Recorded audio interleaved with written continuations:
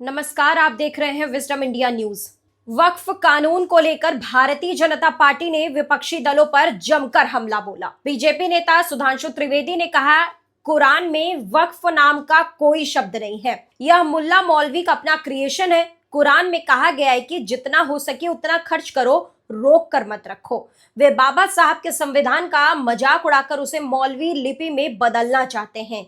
आज आरजेडी और समाजवादी पार्टी जैसी पार्टियां नमाजवाद के पक्ष में है। बीजेपी नेता ने आगे कहा कि अगर उनकी सरकार आती है, जो आने वाली नहीं है, तो वे बाबा साहब अंबेडकर के संविधान को कूड़ेदान में फेंक देंगे और शरिया कानून लागू करेंगे। भारत के इतिहास में 400 सीटें सिर्फ एक बार ही पार हुई हैं, वो है 1985 में।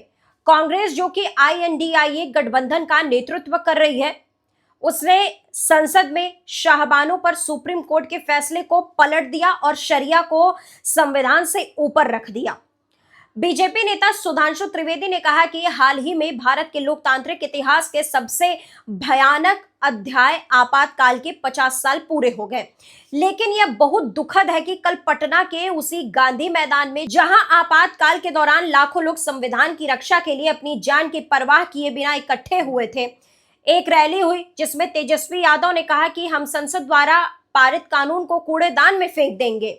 उन्होंने वक्फ एक्ट के बारे में कहा कि हम इसे कूड़ेदान में फेंक देंगे, जबकि इसे भारतीय संसद के दोनों सदनों द्वारा पारित किया गया।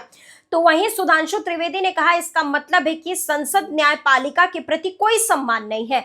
तेजस्वी यादव और इंडी गठबंधन के अन्य नेताओं ने वोट बैंक के चक्कर में जो कुछ भी कहा है, उससे यह स्पष्ट है कि वे संविधान को कूड़ेदान में फेंकने की 50 साल पुरानी मानसिकता से बाहर नहीं आ पा रहे हैं। वहीं बीजेपी सांसद ने प्रेस कॉन्फ्रेंस में कहा, मैं भारतीय गठबंधन से पूछना चाहता हूं कि क्या आप बिहार में शरिया कानून लागू करने की सोच रहे हैं, जो सऊदी अरब, इंडोनेशिया, तुर्की और ISIS से भी बड़ा है।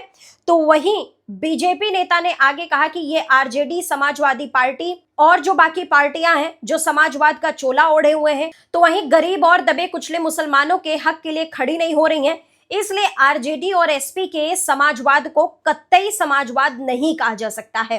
अगर इसे नमाजवाद कहा जाए तो कोई अतिशयोक्ति नहीं होगी।